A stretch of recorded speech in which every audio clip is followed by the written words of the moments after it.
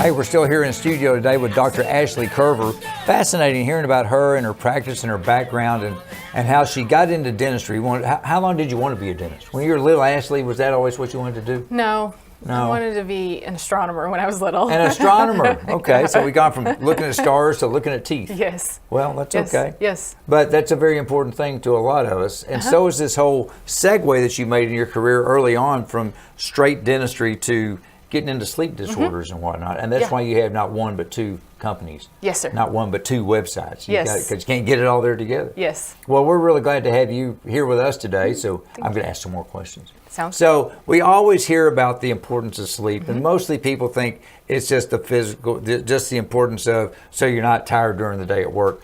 It's so much more than that. There's some really bad things that can happen to you if you don't get enough sleep. Yes. So when you go to sleep, your body is actually responsible for all the hormone production. It's when your body rebuilds and restores all the damage that we've done throughout the day. Your brain cleanses itself, gets rid of waste, and so it's really important for for kids, for growing and muscle and tissue repair, and for adults also. It's also important, and a big part of that, obviously, diet. Yes. Don't eat or drink too late. There's all that type of stuff. But when I was reading your bio, I was intrigued by a term I'd never heard before, proper sleep hygiene. Yes. That doesn't necessarily just mean take a bath before you go to bed. Right. It's so much more than that. Right. Go into sleep hygiene for us. Right. So sleep hygiene is so multifaceted. You want to make sure that your room is completely blacked out, which means you can't see your hand in front of your face. So you want blackout curtains. A lot of people have a TV in their bedroom. They sleep with their cell phone next to their head. And that actually, any electronic device emits electromagnetic frequencies, which can disturb sleep. Seriously? Yes. Okay, that makes a lot of sense. Okay. If your cell phone's by your bed, make sure it's on airplane mode so it's not transmitting to your Wi-Fi or pinging a cell phone tower. Also, if you're on your device, within an hour or 90 minutes before going to bed, that all devices emit blue light, and that actually suppresses melatonin levels, which melatonin is get good sleep hormone. Yeah. So if you have to be on your device late at night, you want to get some blue light blocking glasses. So allow those. I had no idea I know. This was a thing. Yes.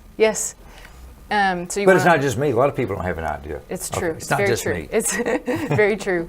You want to make sure you're getting sunlight every day. Natural sunlight, at least for 10-15 minutes every day. Can you get it through a window, or do you actually go outside to the sunlight? Outside is best. Right. But, if... And why is that? What's the sunlight do for me? It's a great question. So it helps when the sunlight hits your skin, it helps your body produce vitamin D. Okay. Which helps, your brainstem has receptors in it that are receptive to vitamin D, which helps your body get that deep REM sleep, which is responsible, when you're in REM, you're paralyzed, right? Because that's when you're dreaming and you don't want to act out your dreams. And so the vitamin D helps you get into that really deep sleep. To keep you from hurting yourself, possibly. Yes. All right, so then let me ask you this, Doc. Can I call you Doc? We're that close. Yes, that's fine. So where do naps fall into this? Are naps good or not good? It was Saturday afternoon, and some people I know personally like to lay on the couch and watch golf, and they fall asleep. Is that okay? Yeah, I mean, I'm a fan of naps too. Good. Okay. You just want to make sure you don't take extended 2-3 hour naps, right? Because that can interfere with your sleep cycle. That was 2 or 3? Yeah. I'm safe. Okay. All right, gotcha. Yeah. All right. I was doing some numbering there. Yeah. But that can mess up your sleep cycle. So then when you go to bed at night, you might just sleep for 3 hours instead of. Do we really need 8 hours? So that's, between 6 and 8 is ideal. Some people need 6 and 9. It's all dependent upon the individual. But you want to make sure that, anything, the best time to be asleep is between 10 p.m. and 2 a.m. Because it's called the money time. So that one I got. Yeah, so that as long as you're asleep during as much as you can be during those hours, that's ideal. Okay. A lot of people, if they stay up past 10 o'clock, they'll get a second wind because your hormones, your body's trying to kick in. I do that. Your hormones are trying to kick in and start repairs, but it'll actually give you a little bit of a burst of energy. So that's why you want to be asleep during that. And then, of course, here recently we just went through a time change, which messes up everything. Yes. I mean, we all have to deal with that. Doctor, talk show host, whoever it may be. We were talking earlier about CPAP machines. I'm familiar. My dad uses one of those, Sure. and I know a lot of you folks out there do as well. That's one option. But going back to the stuff you could do with your dentist hat on in office. Yes. You have temporary help, and you can do what do you actually make a mold like you do for any other dental thing? But what's the mold you use to make? Right, so the mold makes a stone model of the patient's teeth, and then what we make off of that is an oral appliance, which is like a mouthpiece. And so what the mouthpiece does is it brings your lower jaw forward slightly, like you're biting into a sandwich. And so what that does, and so what it does is it opens your airway and allows you to get more oxygen. So that's what you were talking about. Then the oxygen comes in. Yes. The whole sleep thing. I mean, it can talk strokes. You Yes. can get strokes because the oxygen's cut off. Yes. Bad enough, you could lead into heart attacks. Yes. Diabetes, it's not a Yes. good thing. No, it's not. It's so much more than just wanting a candy bar in the middle of the day to stay awake to get through the job That's true. for the rest of the day. So The sunlight thing was good to hear. Yes. As well. Yeah. I didn't know that either. We're learning a lot here today, folks. Dr. Ashley Coerver is our guest. She's a dentist slash sleep therapist person and everything else. If you don't get enough sleep too, it messes your body up to where you can't lose weight. I mean, I don't know that you would necessarily gain weight, but maybe you wouldn't lose the weight you would lose if you got enough sleep. Right.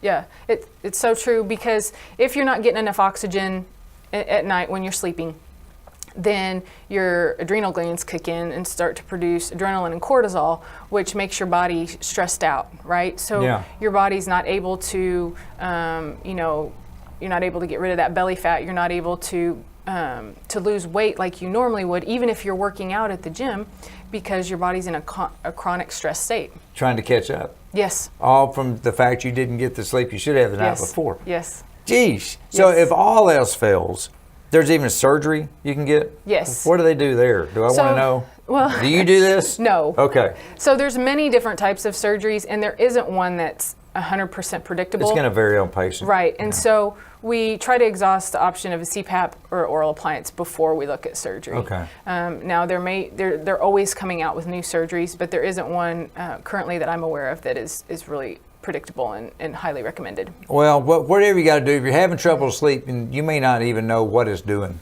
to your body. That's true. Dr. Coerver knows. She can tell you with that. And more importantly, she can help you get through it, through a variety of things. And switching to her other hat, she can keep those pearly white. Yes. Or straight or whatever they need to be. Yes. Whether it's for you, it's for your children, it's for your spouse. When you pray, you haven't practiced long enough yet, but someday soon you'll have patients that were children and now getting into adulthood with all the fun adults have with dentistry needs as well. And I don't have to be somebody's dentist to help them with sleep. So that's the nice part. That's a good point. I want to make sure you understood that. Yes. Even if you're happy with your dentist, but you're not happy with your sleep, Dr. Coerver and her crew can help you out strictly with the sleeping part of life that we all need. Absolutely. I learned a lot on the show today, Doc. I'm really, really glad for a variety of reasons to have you on board. Hope you had a good time with us, too. I did. Thank you for inviting me. Dr. Ashley Coerver, everybody. Thanks for coming on All In. Folks, remember, if you need a dentist, here she is. If you're happy with your dentist and you can't sleep, here she is. Dr. Ashley Coerver, she's here for you, whatever you may need. Thank you.